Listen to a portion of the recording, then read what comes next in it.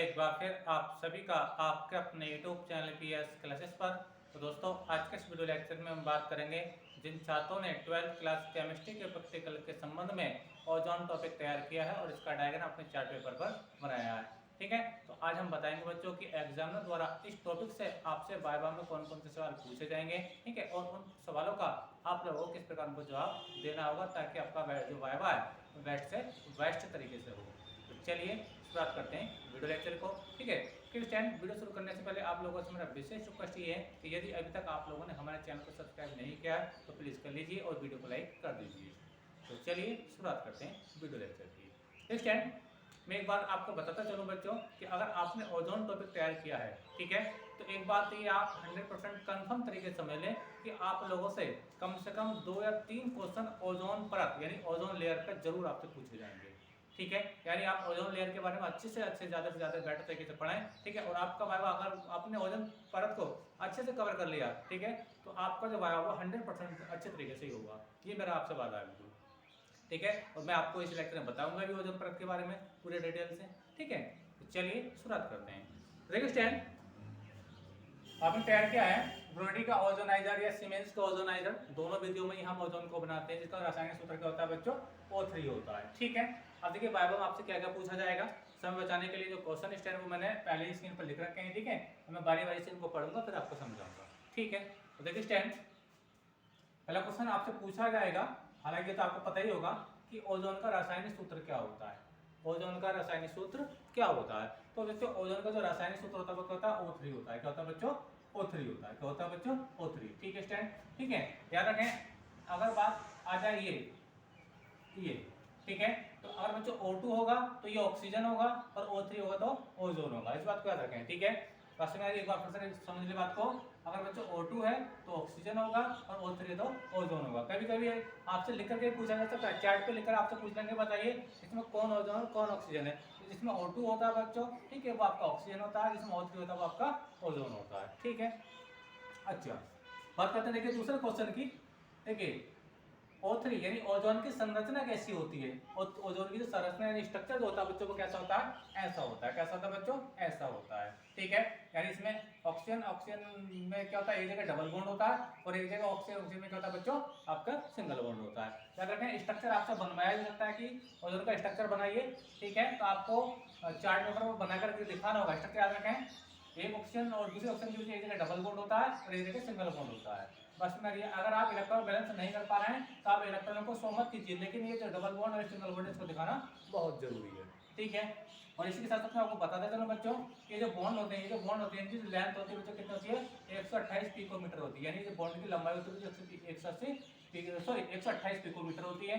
ठीक है, और इनके बीच का जो एंगल होता है बच्चों कितना होता है बच्चों? 170 डिग्री होता है। कितना होता है? 117 डिग्री। ठीक है, बस आप लोगों को। ठीक है, याद रखें, ये इसका ओजोन का स्ट्रक्चर है। ओजोन का स्ट्रक्चर बच्चों ये है और इसकी बॉन्ड की जो लेंथ होती है बच्चों कितने थे? 128 पिकोमीटर होती है। ठीक है, और इनके जो बीच का एंगल होता है बच्चों कितना होता है? वो 117 डिग्री होता है। ठीक है, अच्छा, आगे बात करते हैं। देखिए O3, ये क्वेश्चन नंबर 3 है। O3 यानी ओजोन कैसे बनाई जाती है? कैसे बनाई जाती है? तो इसका बनाने का तरीका बड़ा आसान है बच्चों। ठीक है, इसमें होता है क्या है? वायु की जो ऑक्सीजन होती है यानी O2 होती है, ठीक है, समझ में आ रही है? विद्युत विसर्जन नलिका में इसको प्रोवाइड करते हैं। किसमें? देखिए मैं आपको बताने का तरीका समझा रहा हूँ। ये आपका क्या बच्चों? ऑक्सीजन है। क्या ये ऑक्सीजन है। ठीक है, और इसको हम क्या करते हैं? बहुत हल्का सा विद्युत करंट है जिसको हम नीरव विद्युत विसर्जन कहते हैं। क्या कहते हैं? नीरव है बच्चों के, है ना, नीरव विद्युत विसर्जन। विद्युत विसर्जन, ठीक है, इसकी आवश्यकता क्यों पड़ती है यही मैं आपको बताऊंगा अभी।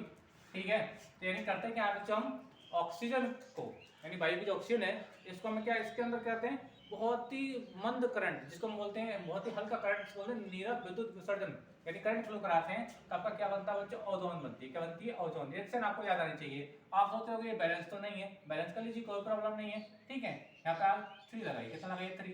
तो 3O2 है। 3 का मतलब यहाँ से नहीं देखो, यहाँ 3 है तो ओजोन होगा, यहाँ पे 3 होगा, इससे कोई मतलब नहीं है। इस 3 का मतलब ये है कि ऑक्सीजन के अंदर 3 मोल लिए। कितने? 3 एटम लिए इस टाइम। ठीक है, अच्छा, इसको बैलेंस कैसे करें? तो जाएगा 2O3 का, जाओ बच्चों 2O3 हो जाएगा। ठीक है, देखो 2 तिया 6 ऑक्सीजन और 3 दूनी 6 ऑक्सीजन, यही बिल्कुल बैलेंस है। तो ये इसको बनाने की वजह ये क्या बच्चों, ये आपका ओजोन है। क्या बच्चों, ये आपका ओजोन। ठीक है, देखो O3 आ रहा, ठीक है, यानी ये वाली बात आ रही है, और यहाँ O2 आ रहा, तो ये वाली बात आ रही है बस आप लोगों को। तो इसका ये बनाने का समीकरण हो गया, ये आपसे लिखवाया भी जा सकता है चार्ट पेपर पर, है ना, पेंसिल से। ठीक है, इसको याद कर ले कैसे इसको बनाएंगे। ठीक है, अच्छा अगली बात करते हैं स्टैंड। ओजोन यानी O3 कहाँ पाई जाती है, कहाँ पाई जाती है, बहुत इंपॉर्टेंट था वाला ये क्वेश्चन आपसे ज्यादातर मुझे लगता है पूछे जाएगा कि ओजोन जो आपने टॉपिक तैयार किया है ये कहाँ पाई जाती है। ठीक है, तो मैं आपको बता रहा हूँ बच्चों, ओजोन जो होती है अपने वायुमंडल के ऊपरी भाग में पाई जाती है, और सबसे ज्यादा जो पाई जाती है, ठीक है, सबसे ज्यादा बता रहा हूँ, सबसे ज्यादा जो इसकी डेंसिटी होती है ओजोन की वो होती है बच्चों समुद्री तल से। इसको लिख लें, बिल्कुल लिख लें स्टैंड लेके, समुद्री तल से, समुद्री तल से 20 किलोमीटर ऊंचाई पर, 20 किलोमीटर की ऊंचाई पर। ठीक है, यानी समुद्री तल से कितनी ऊंचाई पर बच्चों, 20 किलोमीटर की ऊंचाई पर ही सबसे ज्यादा पाई जाती है। बात में आप लोगों को यानी आपसे पूछा जाए कि ओजोन जो आपने बनाया है कि ओजोन कहाँ पाई जाती है, ठीक है, तो आप बताएंगे ये वायुमंडल की ऊपरी परत में, लेकिन वायुमंडल की ऊपरी परत में बहुत कम होती है, लेकिन सबसे ज्यादा जो डेंसिटी होती है सबसे ज्यादा कहाँ पाई जाती है, समुद्री तल से 20 किलोमीटर ऊंचाई पर पाई जाती है। कितने बच्चों, 20 किलोमीटर ऊंचाई पर। ठीक है, अगर अब हम साइड बुकों की बात करें तो साइड बुक में बच्चों ये आपका 25 किलोमीटर भी लिखा है, लेकिन मैं एपी और एनसीईआरटी से बता रहा हूँ। ठीक है, तो एनसीईआरटी में जो होता है बच्चों, ये जो दिखाया गया है कितनी ऊंचाई पर बच्चों, लगभग समुद्र तल से 20 किलोमीटर ऊंचाई पर ये पाई जाती है, याद रखना।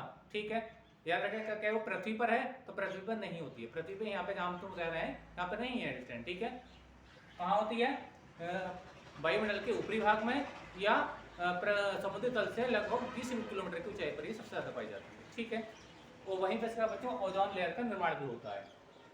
ठीक है, अच्छा आगे देखिए ओजोन के उपयोग। ठीक है, आपने आगे पूछा है कि ओजोन के उपयोग क्या है, ये कहते हैं कि ओजोन किस काम आती है। ठीक है, तो उपयोग मैं आपको बता रहा हूँ। ठीक है, तो पहला उपयोग बताएंगे बच्चों कीटनाशक के रूप में। किस में बच्चों, कीटनाशक के रूप में।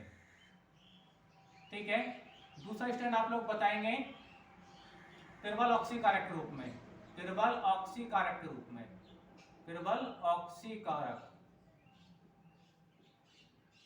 निर्बल ऑक्सीकारक के रूप में। ठीक है स्टैंड, तो ये तो उपयोग आप बता सकते हैं। ठीक है, ऑक्सीकारक में देखिए मैं अभी बताऊंगा कि ऑक्सीकारक क्या होता है, मैं आपको बताऊंगा इस चीज को, मैंने क्वेश्चन लिख रखा है। ठीक है, ओजोन का ऑक्सीकारक। ठीक है, आगे बात करें O3। O3 जो होता है बच्चों ये किसका अपर रूप है, यानी जो ओजोन आपने बनाई है ये किसका अपर रूप है। ठीक है, तो O3 जो होता है बच्चों ये ऑक्सीजन का अपर रूप होता है, यानी O3 किसका अपर रूप है, तो O3 जो होता है बच्चों ऑक्सीजन का अपर रूप होता है। किसका बच्चों, ये जो ऑक्सीजन, ये जो O3 है ये किसका अपर रूप होता है बच्चों, ये ऑक्सीजन का अपर रूप होता है।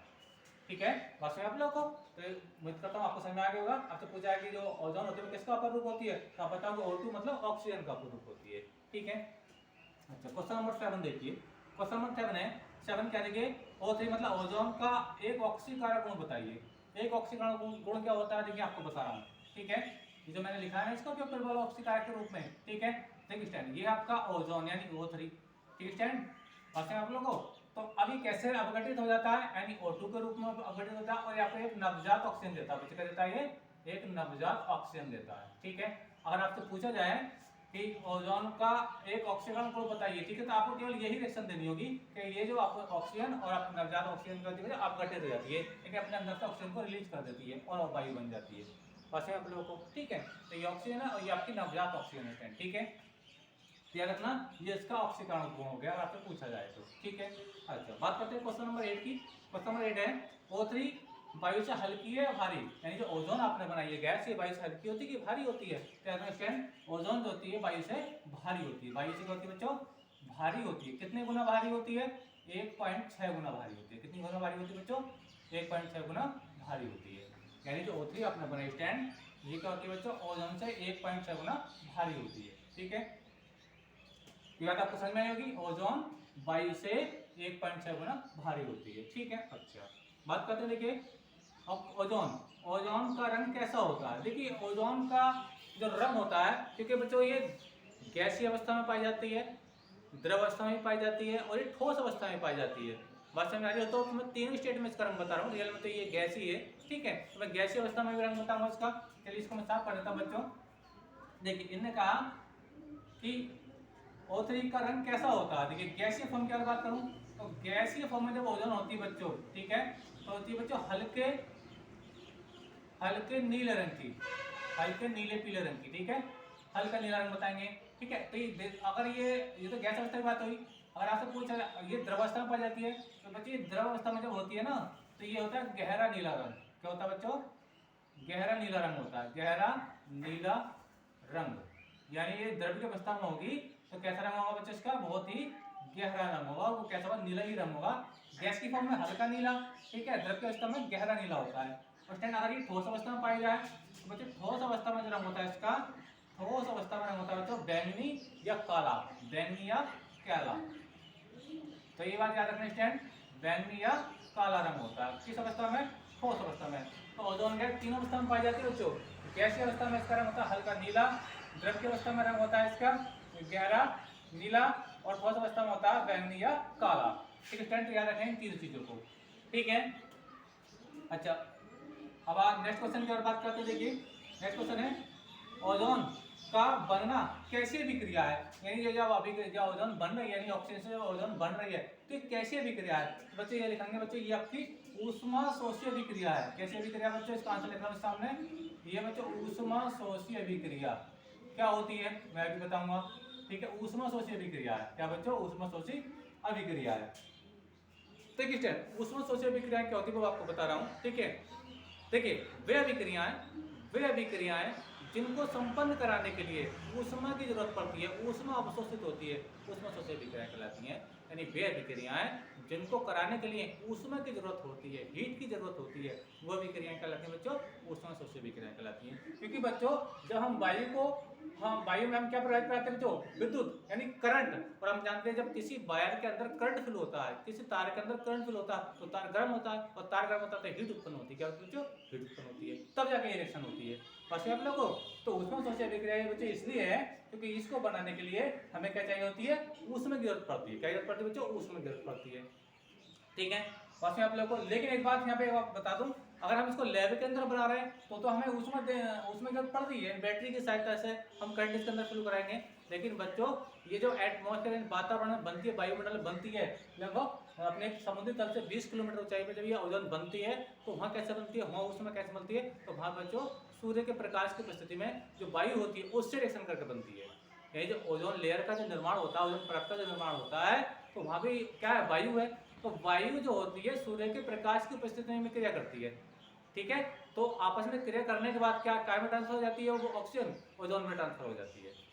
बस मैं आप लोग एक बार फिर से रिपीट कर रहा हूँ कि अगर हम बात करें कि अगर लैब के अंदर बनाएंगे तो हमें बैटरी के माध्यम से करंट फ्लो कराना पड़ेगा ऑक्सीजन से ओजोन बनाने के लिए। लेकिन बच्चों ये नेचुरल में ही बनती है, कहाँ? एटमॉस्फेयर से ऊपर, यानी वायुमंडल से ऊपर बनती है, ठीक है। जहाँ पे ओजोन परत का निर्माण होता है तो वहाँ कैसे बनती है ओजोन? तो मैंने बताया कि वहाँ की जो वायुमंडल वायु होती है वो सूर्य के प्रकाश की उपस्थिति में आपस में रिएक्शन कर लेती है, ठीक है। और रिएक्शन करने के बाद क्या होता है? वो ऑक्सीजन कहाँ ट्रांसफर हो जाती है? वो ओजोन में ट्रांसफर हो जाती है। तो वहाँ भी ऊष्मा आ रही होती है, वो कहाँ से मिलती है? वो हमें सूर्य से मिलती है। तो दोनों ही प्रकार से ये जो ओजोन का निर्माण होता है बच्चों, एक ऊष्मा शोषी अभिक्रिया होती है और ऊष्मा की उपस्थिति में ही जो ऑक्सीजन होती है वो ओजोन में ट्रांसफर होती है, ठीक है। अच्छा नेक्स्ट क्वेश्चन देखिए, नेक्स्ट क्वेश्चन क्या है? ओजोन परत हमारे लिए किस प्रकार उपयोगी है? ठीक है, आपसे पूछा जाए कि ओजोन परत हमारे लिए किस प्रकार उपयोगी है, या ओजोन परत ना हो तो क्या होगा? एग्जामिनर साहब तो कुछ ही पूछ सकते हैं ना कि ओजोन परत हमारे लिए किस प्रकार उपयोगी है, या ओजोन परत ना हो तो क्या होगा। देखिए स्टैंड, ओजोन परत जो होती है हमारे लिए बहुत ज्यादा उपयोगी है। क्यों उपयोगी है इसको समझिए। देखिए स्टैंड, जब सूर्य से प्रकाश आता है तो सूर्य के प्रकाश से बहुत हानिकारक किरणें जैसे परावैंगनी किरणें, यूवी किरणें के नाम से आप जानते होंगे, तो वो भी होती हैं सूर्य के प्रकाश में, ठीक है। और जब सूर्य का प्रकाश पृथ्वी तक आता है यानी हम लोगों तक पहुंचता है, ठीक है, तो वो हानिकारक किरणें जो होती हैं वो ओजोन परत के माध्यम से उनको अवशोषित कर लेती है। यानी ओजोन परत जो होती है हानिकारक किरण कर लिए तो अवशोषित कर लेती है, ठीक है। और नॉर्मल किरणें कहाँ आती है? पृथ्वी पर आती हैं, ठीक है, जिससे हमारी त्वचा को कोई इफेक्ट नहीं होता है, ठीक है। लेकिन अगर ओजोन परत ना हो और डायरेक्ट सूर्य से आने वाला प्रकाश हमारी बॉडी पर पड़ जाए, जीव जंतुओं पर पड़ जाए, तो बच्चों बहुत सारे हानिकारक रोग पैदा हो जाएंगे, कैंसर जैसे, यानी स्किन के अंदर, त्वचा के अंदर बहुत हानिकारक रोग पैदा हो जाएंगे। किसकी वजह से? परावैंगनी किरणों की वजह से, ठीक है। तो ओजोन परत हमारे लिए बहुत ज्यादा उपयोगी है, ठीक है। क्यों? क्योंकि जब सूर्य से प्रकाश आता है इसके अंदर बहुत हानिकारक किरणें होती है जैसे परावैंगनी किरणें, ओजोन परत जिनको अवशोषित कर लेती है, अवशोषित कर लेती है, ठीक है। आवाज समझ में आया तो हानिकारक किरण वहाँ पे अवशोषित हो गई और जो नॉर्मल प्रकाश है वो अपनी बॉडी पर आकर पड़ जाता है, इससे कोई इफेक्ट नहीं होता है। ठीक है, याद रखना, बहुत इंपॉर्टेंट बात है ये। अच्छा, बात करते हैं ओजोन परत कैसे बनती है। ओजोन परत कैसे बनती है यही मैंने आपको बताया, कि जब हम बात करें जहाँ पे ओजोन परत का निर्माण होता है, लेकिन मैं पढ़ा रहा हूँ, आप चाहते हैं इसके स्क्रीनशॉट ले लीजिए, मैं आपको बताऊँ कि ओजोन परत कैसे बनती है। ठीक है, हटा दो इस चीज को। चलिए रेडी है तो देखिए स्टैंड, देखिए मैं बात कर रहा हूँ पृथ्वी तल से लगभग 25 या 20 किलोमीटर ऊपर है ना, पृथ्वी तल से यानी समुद्री तल से लगभग 20 किलोमीटर, बच्चों कितना 20 किलोमीटर ऊंचाई पर। ठीक है, तो बच्चों यहाँ पर मान लीजिए इधर से कहीं सूर्य आ रहा है, सूर्य मतलब सूर्य का माफ कीजिए, सूर्य का प्रकाश आ रहा है। ठीक है, यहाँ पर मान लीजिए सन है, क्या बच्चों ये सन है और यहाँ से बहुत सारी रेज निकल के आ रही है इसमें से। ठीक है, टाइम समझ रहे होंगे आप लोग मेरी बात। ठीक है, ठीक है स्टैंड। अच्छा अब देखिए स्टैंड, जब ये सूर्य के प्रकाश की किरण आएंगी तो इसके अंदर बहुत हानिकारक किरणें भी हैं, बहुत हानिकारक किरणें भी हैं, यानी परावैंगनिक किरणें भी हैं। ठीक है, अब जब परावैंगनिक किरणें हैं, ठीक है, चलिए और आगे समझाता हूँ आप लोगों को। ठीक है, ये किरणें बहुत सारी आ रही हैं। ठीक है, अब यहाँ पर देखिए वायुमंडल है, क्या है वायुमंडल है, यहाँ पे ऑक्सीजन है, क्या बच्चों ऑक्सीजन है, क्या बच्चों ऑक्सीजन है। ठीक है, अब ये ऑक्सीजन, ये जो सूर्य का प्रकाश आ रहा है इससे रिएक्शन कर लेती है, यानी ये जो ऑक्सीजन गैस वायु, अपनी जो ऑक्सीजन गैस में वायु होती है, तो वायु किससे क्रिया करती है, सूर्य के प्रकाश से क्रिया करती है। ठीक है, तो सूर्य के प्रकाश से क्रिया करके बच्चों काय में ट्रांसफर हो जाती है, ये ओजोन में ट्रांसफर हो जाती है, काय में ट्रांसफर बच्चों ओजोन में ट्रांसफर हो जाती है। बैलेंस करोगे यहाँ पे 3 लगा लो, यहाँ पे 2 लगा लो, बैलेंस हो जाएगी। ठीक है, तो इस प्रकार से यहाँ पे क्या होती है बच्चों, ये ओजोन गैस बन जाती है, मतलब ओजोन की एक परत बन जाती है, ओजोन की एक परत बन जाती है, याद रखना इस टाइम। तो ये जो परत है बच्चों, यही जो परत है, ठीक है, ये तो क्वेश्चन था ओजोन परत कैसे बनती है। तो वायुमंडल की जो ऑक्सीजन होती है वो सूर्य के प्रकाश से क्रिया करके ओजोन गैस में परिवर्तित हो जाती है, तो मैंने आपको बता दिया कि कैसे बनती है। अब देखिए ये जो ओजोन लेयर बनी है, अब इसके अंदर जो हानिकारक किरणें यानी यूवी किरणें यानी अल्ट्रावायलेट किरणें, ठीक है, नहीं पराबैंगनिक किरणें होती है, तो ओजोन परत हानिकारक किरणों को अपने अंदर क्या कर लेती है, अवशोषित कर लेती है, अवशोषित कर लेती है। ठीक है, मान लीजिए यहाँ पे हम लोग रह रहे हैं पृथ्वी, ये क्या बच्चे पृथ्वी, हम लोग यहाँ पे रह रहे हैं। ठीक है, तो जब ये प्रकाश की किरणें यहाँ को आएंगी, ठीक है, यानी किसी मनुष्य पर या किसी जानवर पर पड़ेंगे स्टैंड, ठीक है, तो ये हमारे लिए हानिकारक नहीं होंगी, क्योंकि हानिकारक किरणें जो थी वो ओजोन परत ने अवशोषित कर ली। यहाँ पे तो अच्छा प्रकाश, नॉर्मल प्रकाश आ रहा है जो हमारे लिए उपयोगी है स्टैंड। ठीक है, तो ओजोन परत याद रखना बहुत इंपॉर्टेंट है। ठीक है, अब एक केस है कि ओजोन परत लगातार टूट रही है, ये ऐसा माना जा रहा है कि ओजोन परत जो है लगातार टूटती जा रही है। ऐसा क्यों हो रहा है, ये तो हमारे लिए बहुत बड़ा वरदान है कि ओजोन परत का रहना बहुत जरूरी है। ठीक है, बात समझे आप लोगों को, यानी अगर हम जिंदा रहना चाहते हैं तो हमें प्रकाश चाहिए, प्रकाश चाहिए तो प्रकाश चाहिए शुद्ध, जो हमें कोई उससे कोई हानि ना हो।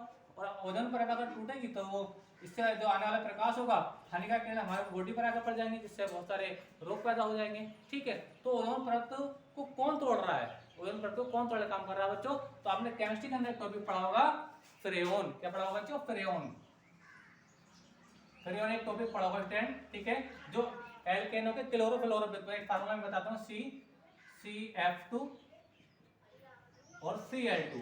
ठीक है, बात में तो ये फ्रेओन का सूत्र है, किसका सूत्र है, फ्रेओन का। ठीक है, ये क्या होते हैं, ये द्रव होते हैं, ये बहुत कम दाब पर क्या होते हैं बच्चों, द्रवस्था में होते हैं। ठीक है, यानी जो फ्रेओन होते हैं बच्चों, इनका सूत्र मैंने बताया आपको CF2 Cl2। ठीक है, तो ये फ्रेओन इस गैस को, सॉरी इस लेयर को, ओजोन लेयर को तोड़ने का काम कर रहे हैं। ठीक है, बात में आप लोगों को, अब ये कहाँ पैदा होते हैं बच्चे, इसका यूज होता है हम जो घरों में जो फ्रिज चलाते हैं, अपना AC वगैरह चलाते हैं, ठीक है, या वायु यानी में नोदक के रूप में इसका यूज होता है। किसका यूज होता है, इसका यूज होता है। इसमें जो द्रव बनता है फ्रिज के अंदर, ठीक है, उसके अंदर क्या होता है, फ्रेओन मिला होता है, और यही फ्रेओन क्या कर रहा है बच्चों, हमारी ओजोन लेयर को तोड़ रहा है। ठीक है, बात सही आप लोगों को, तो ये मैंने आपको बताया कि ओजोन लेयर को कौन तोड़ रहा है, फ्रेओन के माध्यम, फ्रेओन तोड़ रहे मतलब। ठीक है, अच्छा अब ये किस प्रकार उपयोगी, ये मैंने आपको बताया, क्योंकि ये हानिकारक किरणों को अवशोषित कर लेती है। ठीक है, शुद्ध प्रकाश हम लोगों तक आता है, जिससे हमारा जीवन यापन अच्छे से चल रहा है। ठीक है, तो ये सारे टॉपिक बच्चों आपको इस टॉपिक से पूछे जाएंगे, नहीं ओजोन टॉपिक से पूछे जाएंगे। तो उम्मीद करता हूँ कि लेक्चर स्टैंड आपको समझ में आया होगा और अच्छा भी लगा होगा। कमेंट करके जरूर बताइए कि लेक्चर कैसा लगा। मिलेंगे नेक्स्ट वीडियो में किसी नेक्स्ट टॉपिक के साथ, तब तक के लिए धन्यवाद, बेस्ट ऑफ लक।